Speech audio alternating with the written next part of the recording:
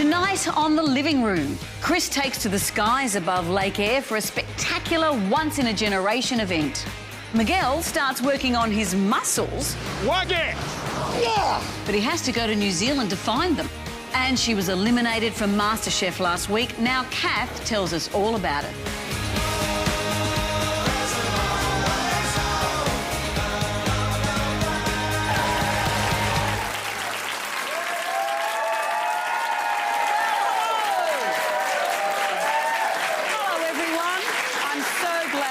Join us in the living room. I'm glad you guys bothered to turn up. Thank you for being here. That's all right. We work hard to make you happy. You know that, don't you? I know. We'll work a little harder, Toots. That's what I've got to say. Speaking of working, I have been working. Actually, tell us what you've been up to this week. Well, I've been working on a mail run. Really? Out in the outback. A mail run? Yeah, absolutely. Fascinating. Well, it doesn't sound that exciting, I get that. But when you combine it with some of the most spectacular scenery in Australia, in the deserts of South Australia, it's pretty special.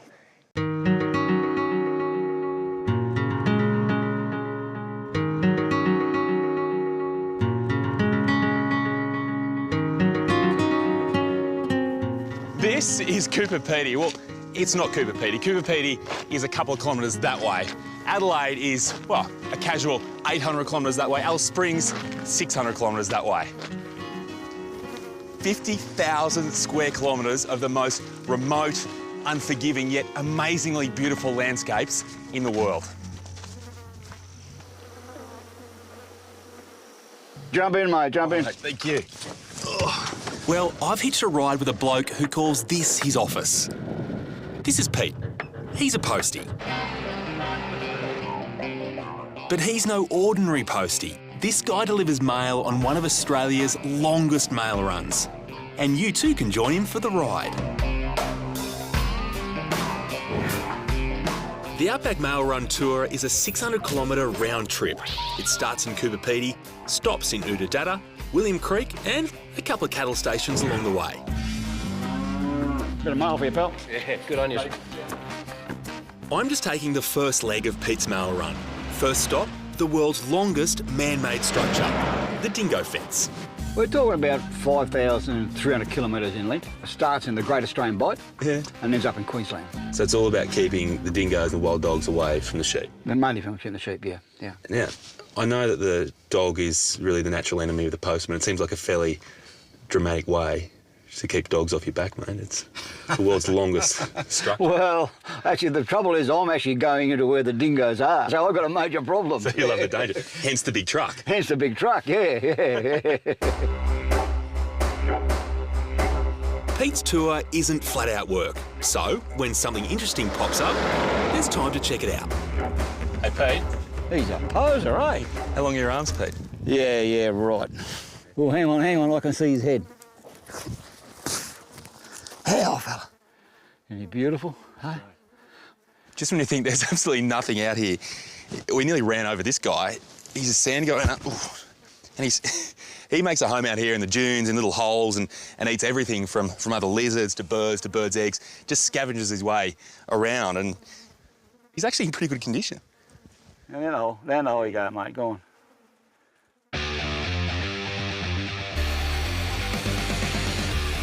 Back on the road, and Pete points out another highlight of the tour. Well, it's just a whole lot of nothing. This is what they call the moon plains, Chris. It's the ancient inland seabed from between 100 and 120 million years ago. So this used to be covered in water? There's about 30, 40 metres of water over the top of this. So the best part of the moon plains is there's areas where you can find fossils. Fossilised seashells, cockles, mussels, scallops. I honestly find it so hard to believe that I am really standing at the base of an inland sea if it wasn't for these, which have been found around here. An ancient mussel here and a sea snail, about 100 million years old. Just incredible.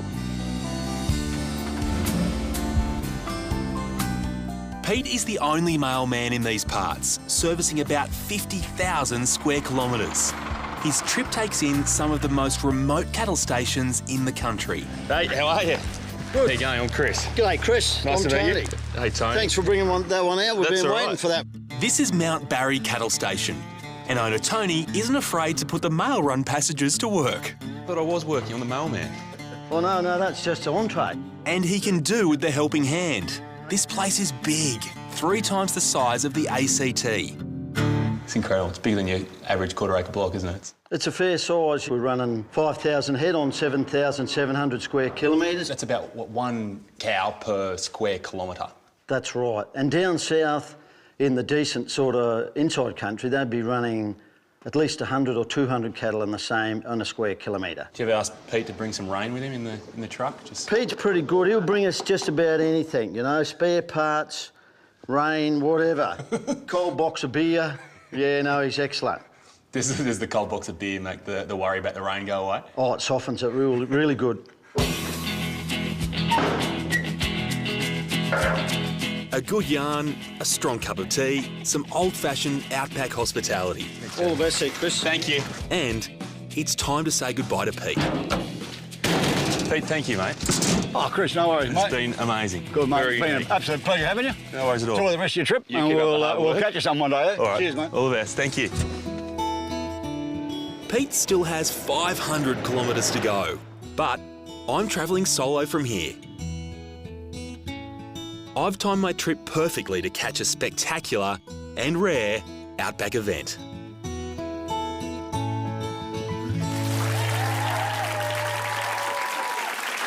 Did you like the... The Great Australian Wave just would have been non-stop out there. I cramped after a few That hours would of have it. killed me, or the heat would have killed me. It just looks hot. Well, you don't die of starvation. There are so many to... All right, from the heat of Central Australia to the hot or not of the living room. If you were still taking your pet rock for a walk way after everyone else had thrown theirs at a passing bank executive, move your chair a little closer to the TV for the hot or not segment. This might be for you. Every week we hunt down the newest products, trends or weird ideas, and we decide if they should be hotted or get knotted, basically. So, Barry? What I've got is 2 things that more or less has the same concept. The first one is called the Aero Shot, Amanda. And what that is, believe it or not, it's this little inhaler, OK? Basically, I would inhale that and there's tiny little molecules of coffee and a hit of vitamin B. Do it. Do it, do it, do it, do it, do it, do it. So It doesn't taste like coffee, that's for sure. it's caffeine in here. It's literally caffeine, and every hit is like a sip of coffee. And It tastes like lime, and it's given me heart palpitation. What is the point of it? well, I guess it was conceived by a guy who was working on the inhaler for asthmatics, and I think he just thought, why should they have all the fun? But can you imagine if your kids confuse their asthmatic inhaler for that? They'd never sleep. Instead of having an asthma attack, they have an anxiety attack. And actually, these aren't available in Australia, but what is the next best thing, and that's La Whiff. Oh, no. So they're- Flatulence in a can. I'm not sucking that one. Careful. No, but this one, same concept exactly, a little bit closer to my heart, even though I love coffee. This has tiny little molecules of chocolate. Chocolate. I'm not having this, she says. Break it open. It sort of, you get the sensation of chocolate, probably without the calories. This is the beginning of the end. Sorry. Like, as a chef, how you gonna spray this? Next time you want fish and chips, you're just gonna be like, pss, pss, pss, some fish and chips? Nah, thanks. Well, it's up to me, I think, to decide if it's hot or not. What are we thinking? Probably a no. All right, that's a not. All right, Miguel, what have you got? I got something really cool. Super cool. Okay? This is called the bicycle wine rack. You said super cool. So it's handmade and made out of leather. But you see, it's not much I could say about that, just that it's in the wrong country. To work in Australia, you'll need to be a little bit bigger and be able to fit a case of beer. I just love the idea that if you're riding along with a bottle of champagne and it's shaking up, it's like a mobile missile launcher. By the time you get home, Amanda, by the time you get home, you just pop.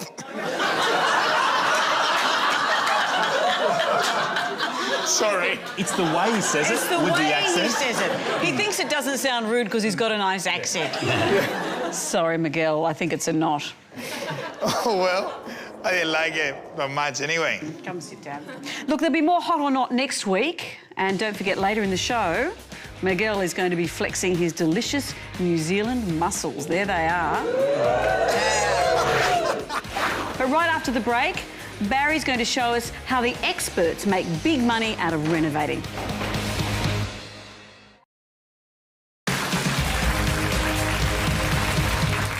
Great to have you back on The Living Room. Now, Barry Dubois, over the last couple of weeks you have done fabulous renovation stories, but tonight there's something a little different.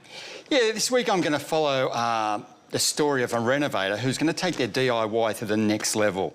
They don't want to live in these properties. What they want to do is make a profit from it and make it a career. So the approach to a renovation is different if you're not going to live in it? Oh yes, most certainly. Because you know, it has to be for sale. It can't just suit your personal needs. It's got to be presented to a broad market.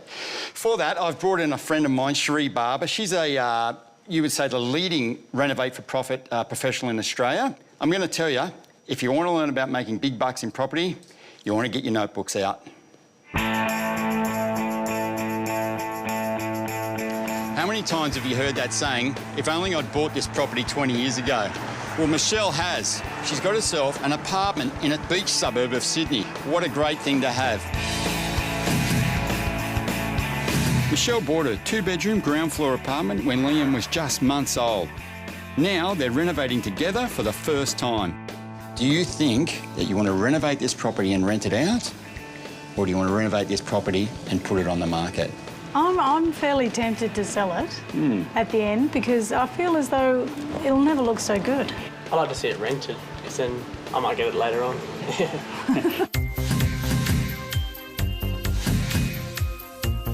The apartment has a great layout with 2 good-sized bedrooms and a makeshift sunroom ensuite off the master. The hallway leads to the bathroom and an open-plan kitchen and living room looks out onto a common garden. They've got a lot of work ahead of them. But one thing's certain, these two need help.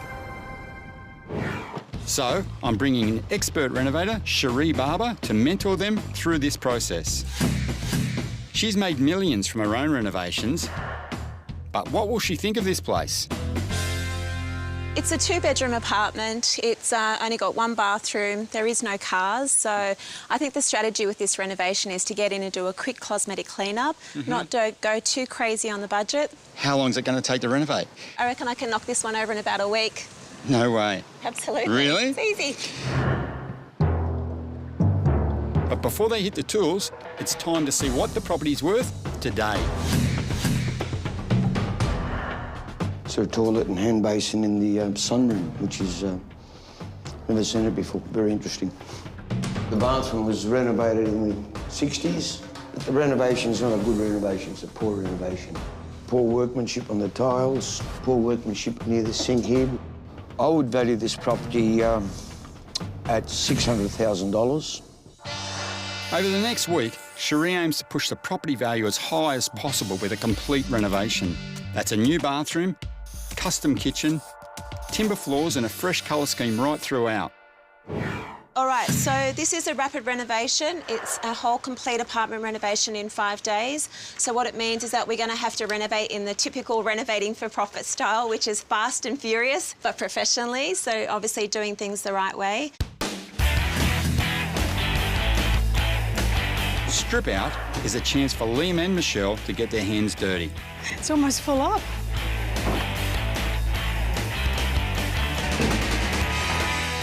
The work is progressing fast, but Cherie's plans come unstuck as they face their first potential budget blowout. So as you can see here, I've marked out a rough spot of where the downlights need to be, but we're hitting timber studs all the time. Now, Daniel and Andrew have got a stud finder, but because of the mass of the building, the stud finder is not picking up the studs, it's just bipping everywhere. The problem is there's actually too much timber work up above there. So this is going to be a real lottery here. So what it's going to mean now is if we drill and we get a timber stud, we're going to have to patch it back up. So there's definitely additional cost there. Additional time patching up the bedroom ceiling could cost hundreds. So Michelle and Cherie jump online to see if they can make savings elsewhere. As a renovator, you never want to pay retail price for anything. Yep. Your objective is to get all your goods and materials at cost price. Yep. And what I suggest we do that while we're online, we also look for some fake clones as well. Fake clones are basically a budget item that looks designer but doesn't have the designer price tag. What's an example? Things like basins, for example. Oh, okay. You can have Yep. two basins that look the same size, the same shape. One can be $1,000, the other one can be $70. And it's just because it's just a replica. Okay. So here we go. We've got an Amelia, so $7.99. That's way too expensive for us. Here we go. We've got a Damani. I've never heard of that brand, but who cares? It looks good, right? Great. They've saved on appliances, but as the work continues on, there are more budget blowouts. The problems that we've had on this reno are mainly the bathroom. The tiles on the walls and the floors just would not come off. We've also had an electrical out switch that was outdated. So we've had to upgrade all the electricals for this apartment as well. Budget-wise, not great. You know, we're trying to actually get it down at the moment, not the other way round.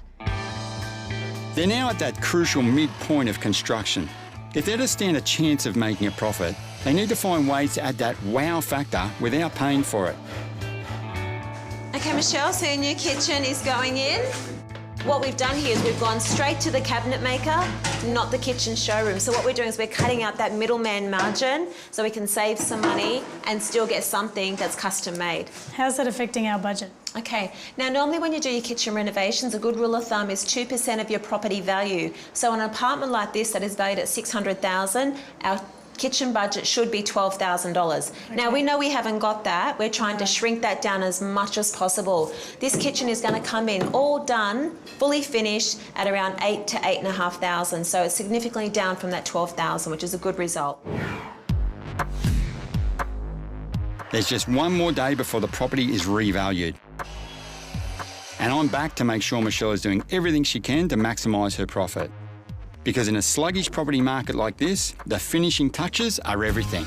It's already a more open space, isn't it? Absolutely, yeah. Definitely. Somehow it feels lighter in here as well, because I think those old dark timbers really brought it down. Well, I love that floor. Yeah, it's looking good. It's going to come up beautifully. Yep.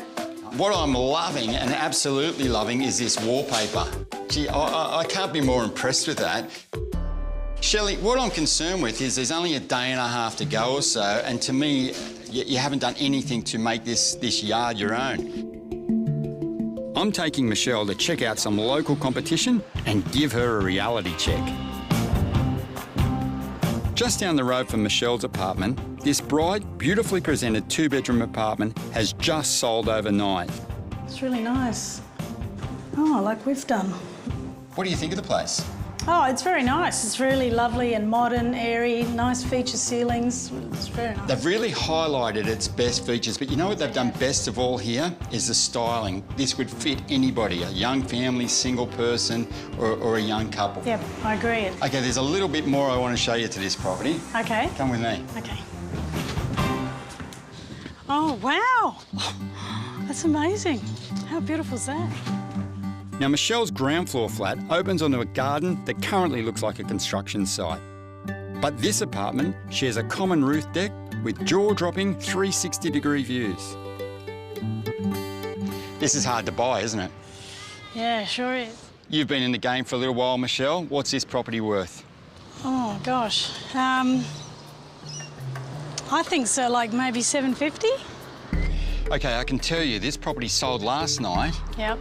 for $620,000. Oh, okay.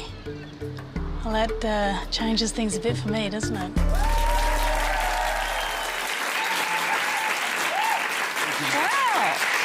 Not necessarily looking good for Michelle there. We're going to find out if Michelle sinks or swims later in the show. But after the break, Miguel muscles in on New Zealand and a well-known Australian gets the Whose House treatment. Can the living room team guess whose house I'm visiting? We'll be right back to find out.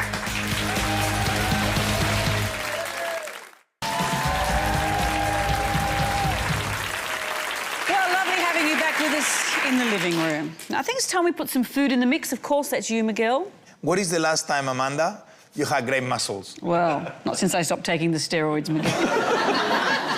I just went to the most amazing place in the world. the Marlborough Sounds with the most amazing muscles in the world. You sound a little bit in love. Well, when you see what's going on over there, you are gonna fall in love.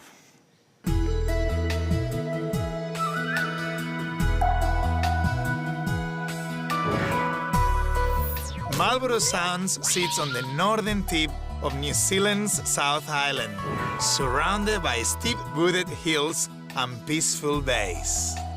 It's one of the most beautiful corners of the planet. I heard that you are one of the largest mussel harvesters of the whole New Zealand. Yeah, we harvest about 15,000 tonne a year and grow about 9,000 tonne ourselves. I'm gonna make the most amazing recipe with green-shelled mussels, and I need you to get me the best ones. I need to go to the source. I'd love to take you there. Well, let's go and get some mussels. Yow! John's Mussel Farm is an hour from Havelock by boat. It's a nice way to get to work. Why is the Marlborough Sounds the capital of the world of the mussels? This place has two things. It has the food supply for the mussels, and also you can get shelter, so it's workable. I can almost taste them, and I don't even see them yet. It is absolutely amazing. So they're coming through there? That's a stripper, so it's going through a set of rubbers. The rubbers are soft on the mussels, so then they fall into the machine, and onto a conveyor, up over the conveyor, then onto a lift conveyor to the bags. Let's go for it. Okay. Can I get a whole outfit and get into it? Oh, what's that wrong with that? With my wet pants all the way from Sydney? What's wrong with that Spanish outfit? John's men process 13 tons of mussels per hour, but I'm going to take it to the next level. Ah!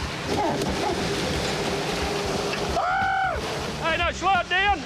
Go at 100 miles an hour. This is going way too fast. Go, whack it. Whack it. Yeah. Yeah. Yeah. Yeah. This is a good stress relief. Wow, this is a new different concept of shopping. Straight from the ocean to the pot. Amazing. Let's keep cooking.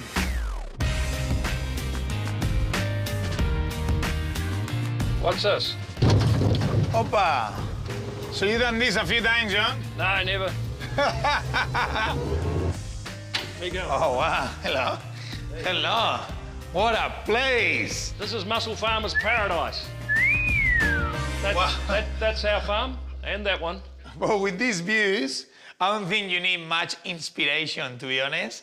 I cannot wait to start cooking in your place. It's amazing. The recipe I'm gonna cook today is like a bouillabaisse style, sort of like a stew. There you go. You can almost listen to the onions talking to you. The fennel, and now a little bit of fresh orange. Chili. I'm gonna keep the seeds inside, so it's got a little bit of a punch of flavor. These tomatoes are local. They're so plumpy. They're so beautiful. The Marlborough Sounds has got their own saffron. Saffron is almost more expensive than gold. Just let it drop. Beautiful. Cooking bouillabaisse. Of course, we need to use a little bit of champagne. Olive. All the bubbles mixed with the stock. What is happening is all the water is going away, and we're just keeping the flavor in the pot. 10, 10, 10, 10, 10, 10, mussel time. Make sure as well that your mussels are closed. See, they feel like a rock. This mussel is so healthy and so big. A little bit of bread. Why not? It cannot be a stew. Nice and warm with a little bit of bread. With the garlic, just rub it into the bread. Don't go too crazy with this. You won't be able to kiss your girlfriend after eating that. And the pine nuts. So now the dish is finished, and I need the approval for the king of the mussels. John, come here. Here we are. So, we do it the Spanish way. With the shell, we take the juices and a little bit of bread. Okay, okay? Okay. So you get one, and I get one. The mussels taste fantastic. Probably the best I've ever had. Wow, is that a privilege? Now, what do you think of our green mussels? I think they are orgasmic. I love your enthusiasm.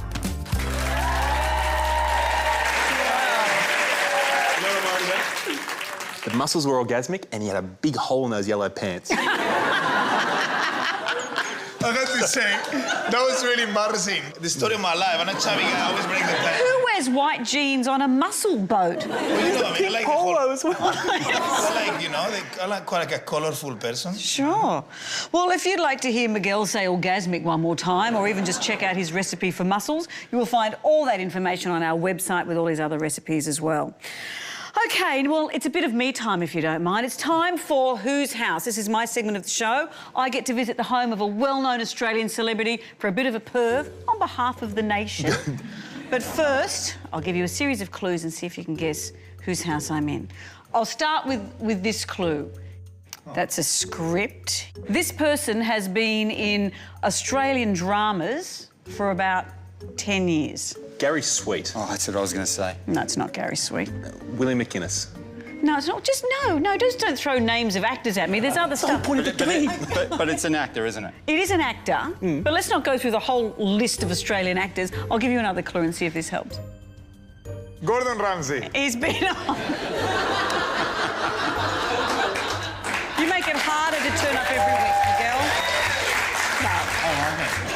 No. All right, I've got another clue.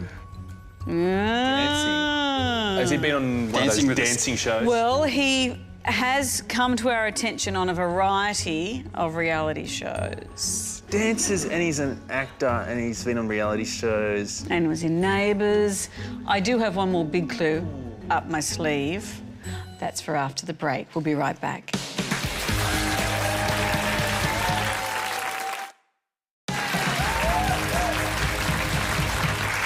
The living room, and these three here are trying to guess who I'm visiting for Whose House this week.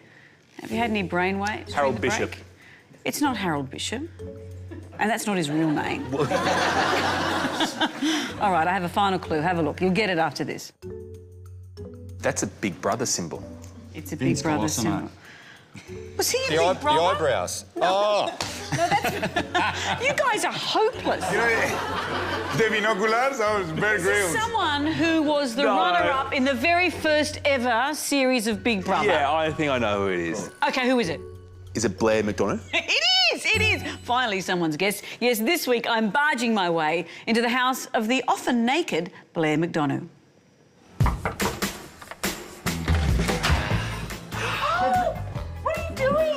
You're still in the mood. I can't come in. It was 10 years I ago. know. I was ironing a shirt. Oh.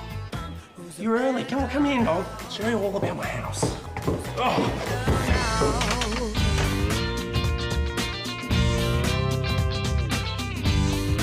Oh, Blair, this is beautiful. Oh, you like? Wow, look at all this space and the light. Who's the decorator in the house? Well, thankfully, I have a very, very stylish girlfriend. She brought in these flowers and candles and everything smells good, looks good. Nice cushions. Beautiful cushions. She's got a little bit of a cushion fetish, so I've got her on a strict diet of about one a fortnight now, so I'm doing all right. So, 10 years since Big Brother. Yeah. Is it nice to have your privacy back, your life to yourself again? It's lovely to come home and feel like you're the only one in your house. Is it nice not to be in a fishbowl? It is, it's good. You know, you can wander around a bit nude if you need to. But, As you like to? As I like to, but yeah, you know. Then you moved on to the D word. Dirty D word. Dancing with the Stars. Do you remember a thing? The one thing I remember is like, that's it. You've still got it. Can you do a spin? I can do a little spin. And spin. Oh. It's the floors. We've still got it. So, ironically, despite all the reality shows, you're now earning a living as a grown-up serious actor. Grown up? Grown-up? So grown up. That's so nice of you. Would you like to get into my kind of place of where I learn scripts? Sure. It's very... It's not the toilet, is it? It's very funny. No, this is my little kind of acting cave as such. Acting cave? Sit down here. Like an actor. I feel like John Gielgud. Do you? He was in Neighbours, wasn't he? Did he play Harold Bishop? I think he might have. And out here... Yeah, come check it out. Check it out. Your fences are quite high. Is that to keep the neighbours out? Because, you know, sometimes good neighbours become good friends. God, how long have you rehearsed that one for? I'm very proud of you. I know. It took me several weeks to come up with that. I can see something red and shiny over there. Do you mind if I go and have a look? You can go in. You can even touch it. I don't mind.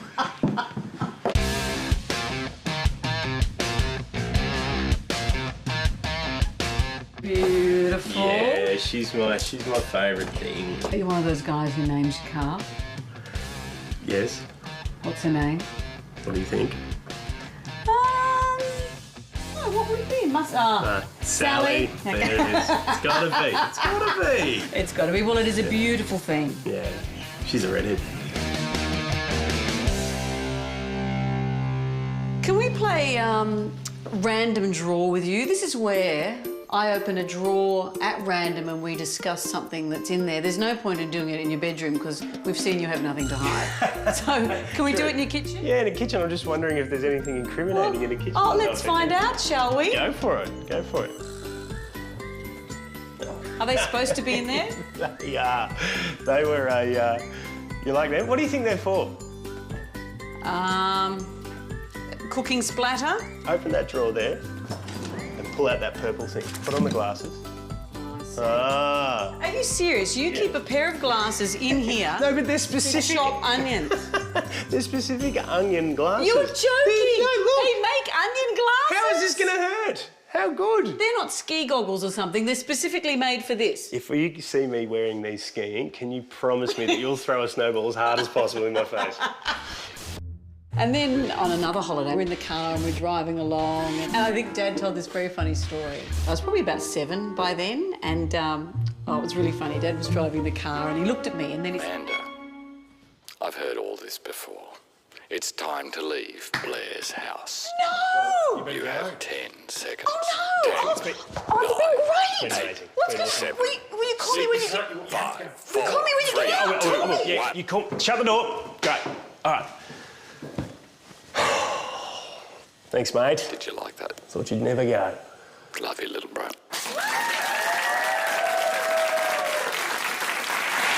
Gee, that big brother's rude, isn't he? It is happening a lot, though. We're getting asked to leave these houses. I know.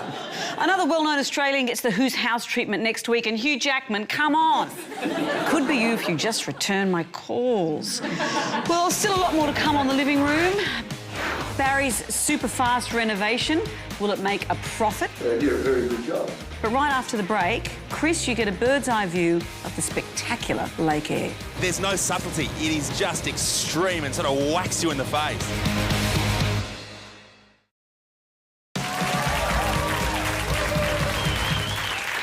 Great to have you back with us in the living room. Now, Chris, earlier in the show, we left you just as you were stepping off the mail run somewhere around Cooper Pedy. Yeah, I think the thing for me at the moment is how powerful this scenery is, even though it's quite empty. It doesn't look like there's much there, but my next stop is a place which is full, and it's full for the first time in an entire generation, so check it out.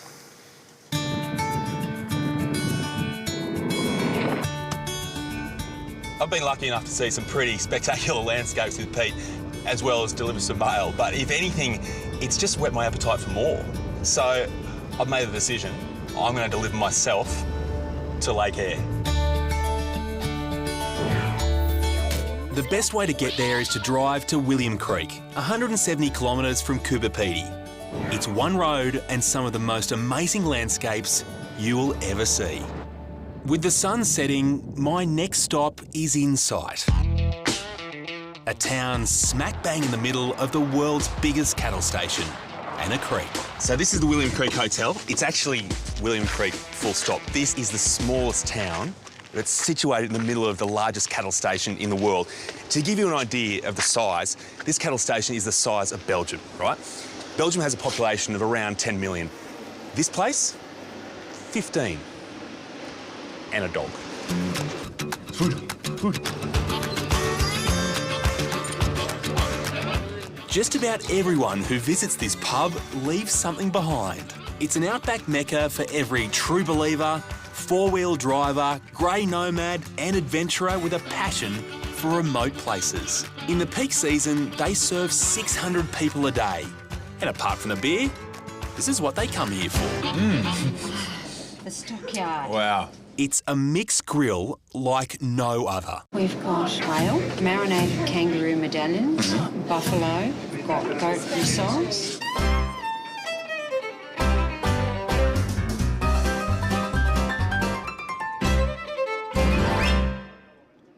I know what you want. Could you say no to that? Really? On a long road trip, this is the kind of place you want to settle in for the night and get to know the locals. Do you actually work here? Yeah. Do you? Not right now. We came out to see the lake, thought, oh, we'll stop in the pub for the night. Had a few beers and woke up the next morning and had a job here, so... I'm staying at the pub because tomorrow I'm taking my road trip to the sky. Yeah, that's right.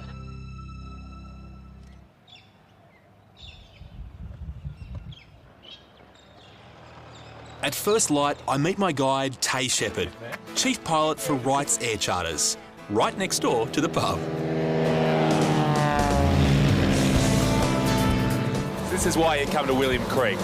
Of course, you could drive to Lake Eyre, but for $260 per person, why wouldn't you do this? It's worth getting out of bed for. Yeah. As we make our way, another magnificent sight comes into view.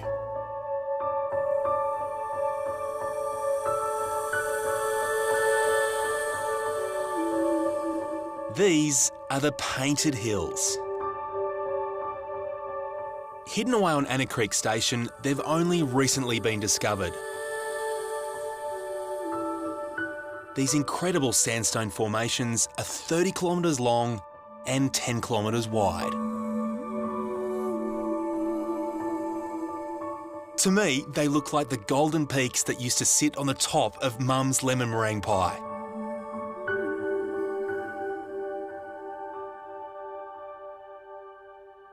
How have these Painted Hills come to look this way?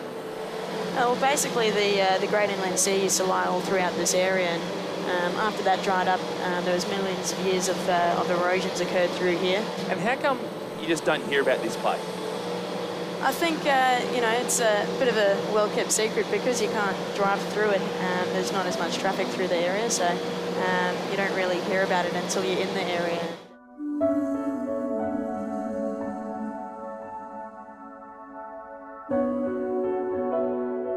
But on the edge of the horizon is the sight that I've been waiting for.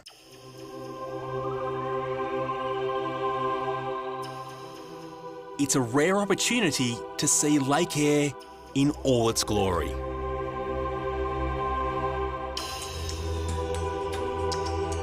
Full of life, 10,000 square kilometres of it. Its basin alone covers 1/6 of Australia. There's no subtlety, it is just extreme and sort of whacks you in the face. For me, what grabs me is just this intensity and variation in the colour. You come from the red of the sand, all of a sudden it's white, and then it's this cloudy pink. Tay tells me the pink is no optical illusion. It's a massive shrimp in the water. So they're actually shrimp, so little prawns. Yeah, tiny little pink shrimp.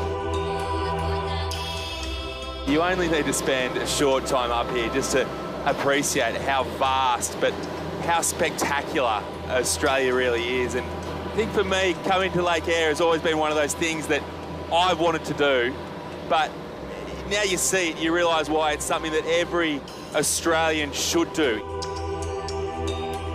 It'd just be such a shame to miss out on seeing this.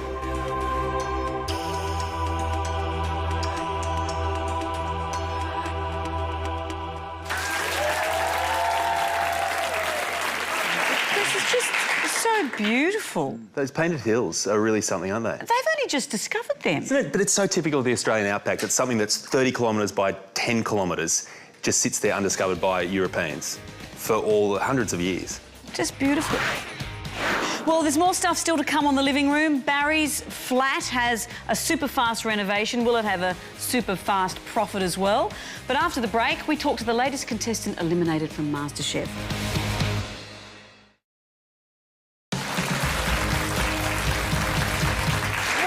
The Living Room, another week in the MasterChef kitchen, another contestant departs. As always, we wanted to hear all about it. And Miguel, that was your mission. Did you get the goss? You know me, and a very good, I'm famous for my capability of listening to people.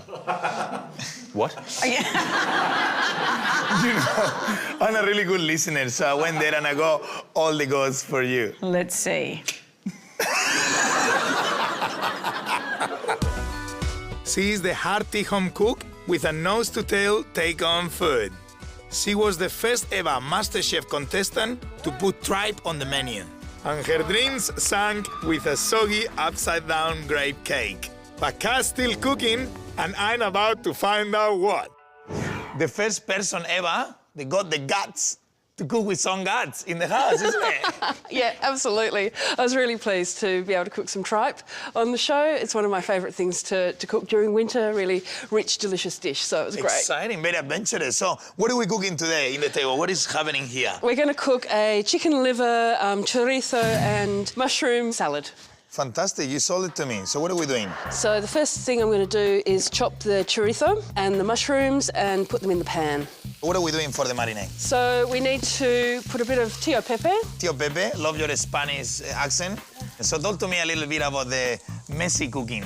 When you get into a real kitchen, like MasterChef, it is another world. It is so difficult. You're used to at home being able to just chuck stuff on the floor or in the dishwasher or, you know, whatever. But in the professional kitchen, it's not the same, isn't it? I have such respect for you guys.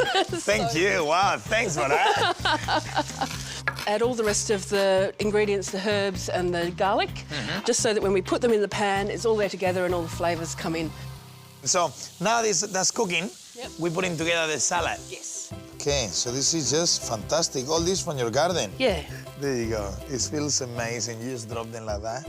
Some petals of roses. Beautiful, okay? Beautiful. A ver, let's have a taste. That's delicious. It's fantastic. Can I do something, please? I hope you don't mind. Can I be, for 1 second, my Preston? So, do you enjoy the house? Do you enjoy MasterChef? What was the best experience? You had fun? It was great. It was not as much fun as this. It was awesome. When we're talking about flavors and our, you know, food, it's something that you really love, like just from the nose to the tail. Yeah, it's about using everything, every part of the animal. So it's so easy, we're so rich these days that all we want to do is eat fillet steak and I'm not going to eat anything else. Whereas if you eat the stomach or the face or the tongue or the... It's amazing how you say it.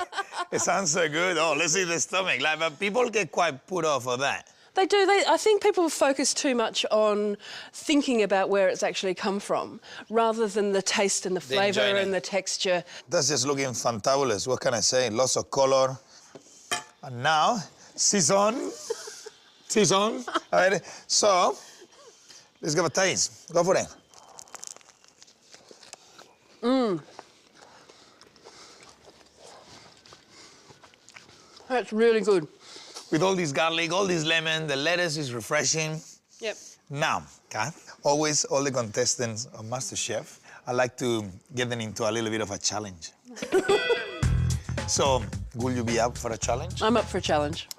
So I have a little challenge here for you, because we know you're an expert from the nose to the tail, yeah? Sorry, forgive my finger.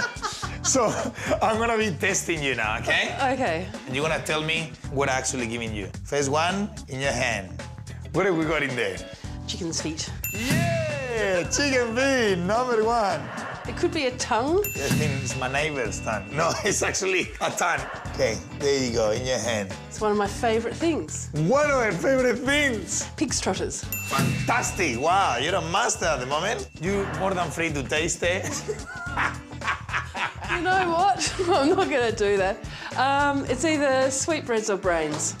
Wow, you're a champion. Okay, so this is the last one. I'm gonna give you a little tip. I think I can smell it from here. I have no idea. Come on, get into it, get into it.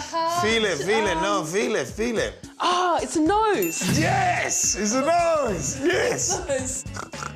Things, I will shake your hand, but it's no chance I will shake your hand. I'll just give you a kiss and mwah, mwah, gorgeous. Good luck, anything you do, and thank you. We'll see you around. Cheers.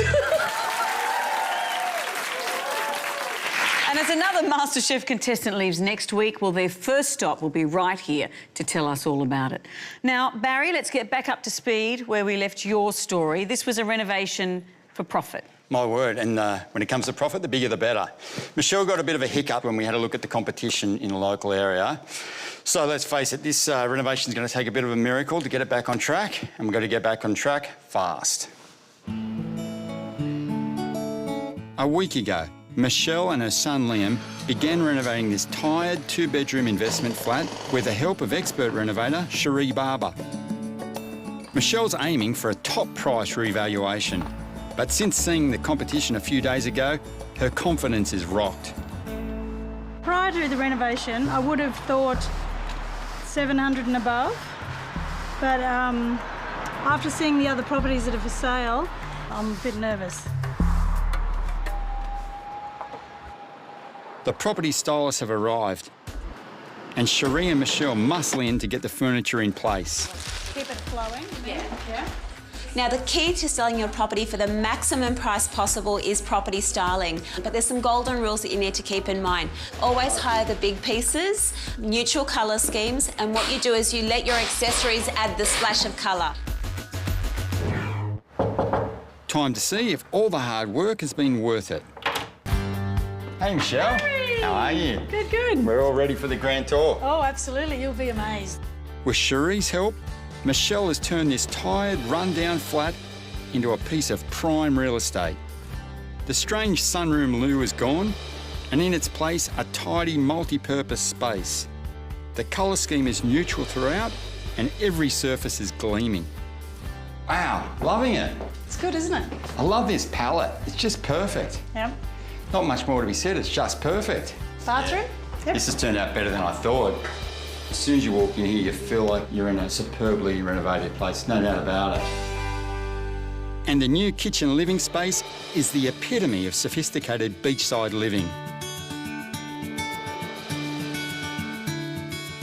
But I'm really keen to see if they've added value to the garden. You've made it your own, you've done a fantastic job. You can feel how it's part of the apartment. Yep. It costs next to nothing and it makes the place look $1 million. It's just a couple of hours. Yeah, to me, this has made it. But the job's not over till the check's in the bank. Let's take a look at the figures. Their 35 grand budget was pushed out to a respectable 37.5. So to make a profit, they need a revaluation higher than $637,500. Our property valuer is back, and Michelle, Liam and Cherie are keen to see what he has to say. My hat's going boom, boom, boom, boom.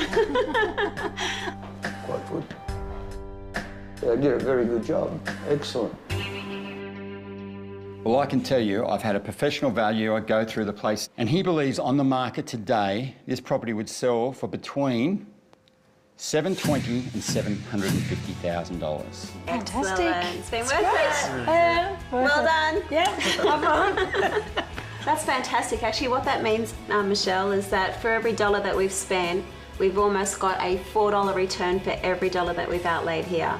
Just overwhelmed. I mean, I'm like feeling really, really ecstatic. Is there a possible career for you guys in renovating and developing? Oh yeah, with that kind of money, I think definitely interested in that. I'm feeling like overwhelmed, fantastic that the valuations come in so high. $100,000 for a week's work is just the sort of money I want to make.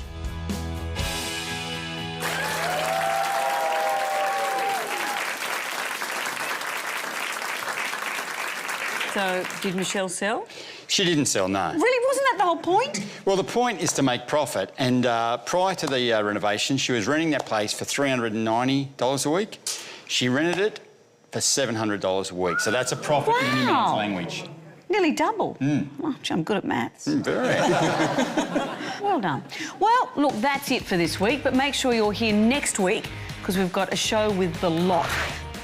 Miguel plans a romantic dinner for two that should easily get you to second base. Say just hot like you, baby. Come on. I like you, baby. Barry gives some big-hearted school volunteers a space to call their own. All right, yeah, we're gonna do it. And Chris checks in as Richard Branson opens up his luxurious home to paying guests. All that and a whole lot more next time on The Living Room. We'll see you then.